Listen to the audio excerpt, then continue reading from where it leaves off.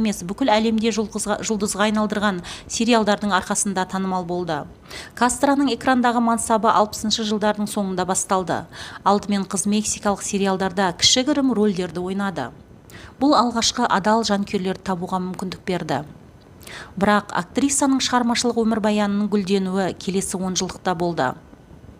«Байлар да жылайды» сериалының премьерасы өтті. Онда жас орындаушы сұлу Мариананы бейнеледі. Түсірілім алаңда өсіп келе жатқан атақты әріптестер Рохелио Герра, Эдит Гонсалес және Гильермо Капетило болды. Олардың барлығы көрермендердің сүйіктісіне айналды.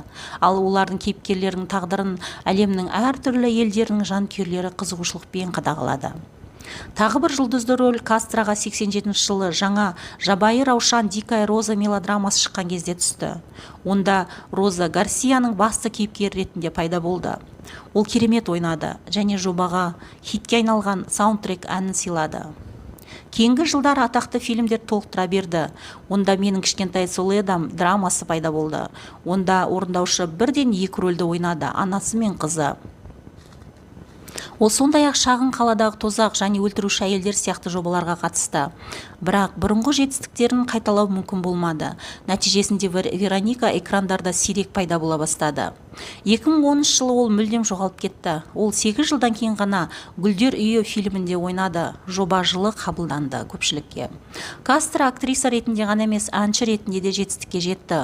Ол музыкалық мансабын 73 жылы Вероника Кастро шағын альбомымен бастады. Осыдан кейін жас актриса Жапонияға шақырылды. Онда ол фестивальда өнер көрсетті және кейінірек жазбаны жапон тілінде жазды.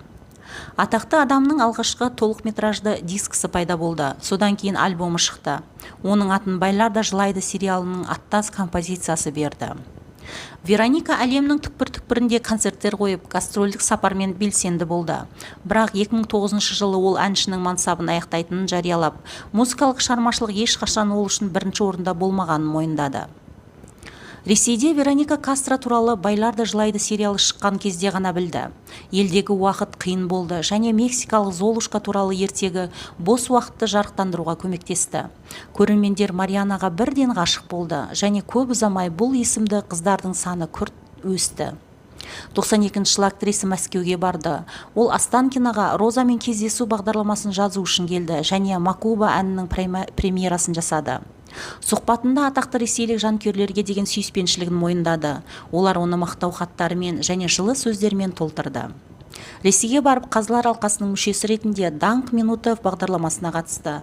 Әңгіме барысында Вероника орыс тілінде бірнеше сөз білетіндігімен